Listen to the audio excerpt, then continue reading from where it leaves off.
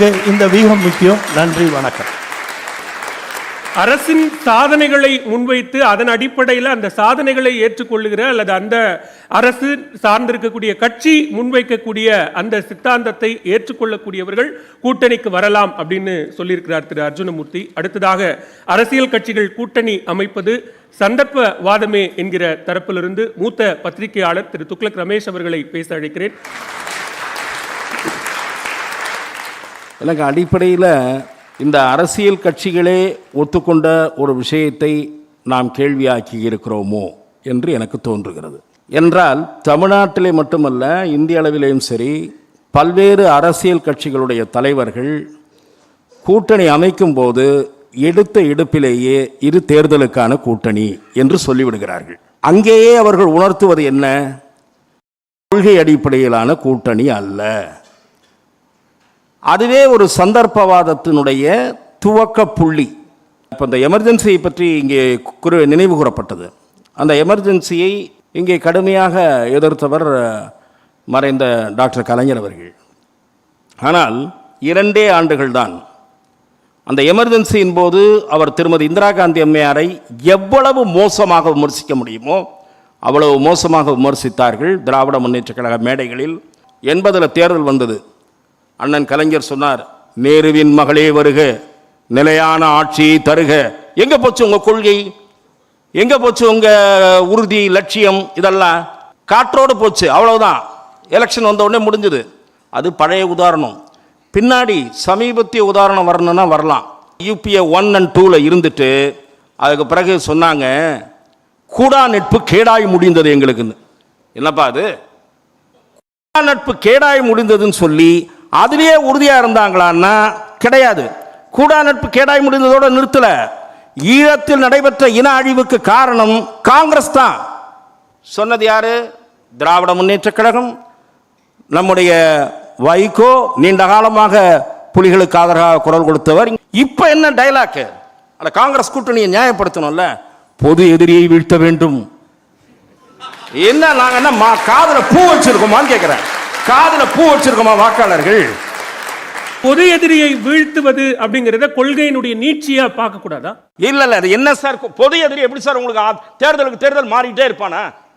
அப்ப பழசெல்லாம் மாறிட்டே இருக்குமா உங்களுக்கு? என்ன உங்களுக்கு அது ஒரு காமெடியா தெரியலையா சார்? தேர்தலுக்காக கூட்டணி வச்சுட்டு போறோம். இதுல ஒரு நெறியாளரும் ஒரு கேள்வி கேட்டாரு, மக்கள் தானே சார் இதெல்லாம் அங்கீகரிக்கிறாங்க, மக்கள் தானே சார் ஓட்டு போடுறீங்க, நீங்க தேர்தலை நேர்மையாக நடத்துகிறீர்களா? சார் இன்னைக்கு இடி ஐடி மேல ஏன் பாயறாங்க? நீங்க முதல்ல தயவு செய்து நினைத்துக் கொள்ள வேண்டும். பணம் வருகிற வழிகளை ஈடியும் ஐடியும் அடைக்கிறது. அதுதான் இவங்களுடைய கோபத்துக்கு காரணம். ஒரு அரசாங்கம் சுப்ரீம் கோர்ட் வரை போய் முறையிடுகிறது இதை தடுப்பதற்கு. சுப்ரீம் கோர்ட் ஏன் பயப்படுறீங்க? கலெக்டர் கூப்பிட்டா என்னன்னு கேட்டான். இப்போ என்ன காரணம் சார்? பணம் வருகிற வழிகள் அடைக்கப்படுகின்றன. நீங்க தேர்தல் நேர்மையாக நடைபெற்றால் மக்கள் சரியான முடிவு எடுப்பாங்க. இன்றைக்கு அதிமுக திணறி கொண்டிருக்கிறது. இது இந்த சப்ஜெக்ட்டுக்கு சம்மந்தம் இல்லைனாலும் ஒரு விஷயத்தை சொல்றேன். ஏன்னா they are in a desperate mood to form a government, ஒரு form an alliance. அந்த அலையன்ஸை எப்படியாவது பிடிக்கணும். பிஜேபி பிடிக்கிறதுக்குள்ள நம்ம போய் பிடிச்சிடணும் அப்படின்ற ஒரு டெஸ்பரேட் அட்டம்ப்ட்ல இருக்காங்க. அதற்கு சில முயற்சிகள் தேவை. அந்த முயற்சிகள் தான் ஒரு கூட்டணி உருவாக்குவதற்கும் கட்சியை வெற்றி பெற வைப்பதற்கும் உதவுகின்றன. ஆனால் அதற்கு பெயர் நீங்கள் மாறி மாறி சந்தர்ப்பவாதம் என்றுதான் பெயர். அந்த சந்தர்ப்பவாதத்தில் அரசியல் வெற்றிகளுக்கு உதவுகிறது என்பதை நான் ஏற்றுக்கொள்கிறேன். ஆனால் அதை லட்சிய உறவு என்றோ எங்களுடைய கொள்கை கூட்டணி என்றோ முத்திரை குத்தாதீர்கள். கொள்கை கூட்டணி என்றால் கடந்த காலத்தில் நீங்கள் பேசிய பேச்சுக்களுக்கு விளக்கமளிக்க வேண்டியிருக்கும். அதை விட கொரிய கூத்து என்ன தெரியுமா? திரு எடப்பாடி பழனிசாமி இப்போ சொல்றாரு, அவருடைய கட்சியை சேர்ந்தவர்கள்லாம் 10 ஆண்டு காலம் எதுவுமே நல்லது செய்யல. அடப்பாவுமே ஒரு மாசத்துக்கு முன்னாடி என்டிஏ மீட்டிங்கு போய் டெல்லியில போய் உட்காந்து போட்டோக்கு போஸ்ட் கொடுத்துட்டு வந்தீங்களே, உங்களுக்கு தெரியாதா? அப்போ 10 ஆண்டு காலம் நல்லது செய்யலன்னு ஒரு மாசத்துக்கு முன்னாடி சார், 2 மாசத்துக்கு முன்னாடி எடப்பாடி போய் என்ன பக்கத்தில் நிற்க வச்சுக்கிட்டாரு அப்படின்னு பெருமையா இங்க வந்து அதிமுக பிரமுகர்கள் மேடையில் சொன்னாங்க. எங்களுடைய எடப்பாடியாருக்கு கிடைத்த மரியாதை தெரியுமா? டெல்லியில் பிரதமர் எங்கள் எடப்பாடியாரை பக்கத்தில் வைத்துக்கொண்டு போட்டோ எடுத்துக்கொண்டார். இது ஒரு 2 மாசத்துக்கு முன்னாடி. அதுக்கு பேர் தான் கூட்டணி தர்மம். கூட்டணி தர்மம் இல்ல, இதுக்கு பேர் தான் அப்ப அப்படி பேசிட்டு இப்ப 10 வருஷமா ஒண்ணு நடக்கலன்றீங்க பாருங்க, அதுக்கு பேர் தான் சந்தர்ப்பவாதம். இதுதான் என்னுடைய பாயிண்ட். அடுத்தது நம்முடைய நண்பர் ஷானவாஸ் பேச வருகிறார். அவரை நோக்கியும் நான் சொல்லுகிறேன், நீங்க இந்த கொள்கை கூட்டணி திமுகவோட இருக்கிறது பொது எதிரி, இந்த கதையெல்லாம் டயலாக்லாம் விடாதீங்க. இதே திமுக தலைவர் கலைஞரை நேரடியாக விமர்சித்து உங்கள் கட்சியினுடைய துணை பொதுச் செயலாளர் வன்னியரசு சொன்னார், நாங்கள் பொது தொகுதி கேட்டபோது உங்களுக்கெல்லாம் பொது தொகுதி தேவையா என்று கேட்டார் கலைஞர் என்று சொன்னார். அப்படி சொன்னதை நீங்க மறந்துட்டு இப்ப நீங்க அதெல்லாம் வேற அரசியல் நெருக்கடி இருக்கு. திரும்ப ஒரு 2-3 MP ஜெயிக்க கூடாதா, ஒரு 4 MG MLA வரக்கூடாதா? வரணும்னு தான் விரும்புவாங்க. நீங்க ஓரளவு இந்த எங்களுடைய அணியில் ஒரு நாம் தமிழர் கட்சி இருக்காரு, அந்த தலைவரோடும் எனக்கு மாறுபட்ட கருத்து உண்டு. ஆனால் எனக்கு அவர் நன்கு அறிமுகமானவர் திரு சீமான். ஆனால் அவர் தொடர்ந்து தனித்து போட்டி என்பதில் உறுதியாக இருக்கிறார். அதை நான் வரவேற்கிறேன்.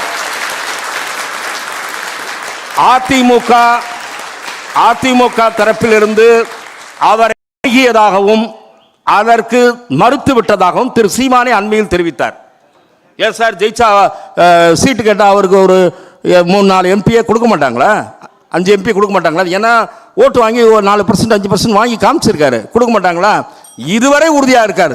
இனிமேல் என்னன்னு எனக்கு தெரியாது. ஆகவே அப்படி இருப்பதை வேணுமானால் நீங்கள் சொல்லலாம், நாங்கள் தோத்தாலும் பரவாயில்லன்னு நிற்கிறோம் அப்படின்னு.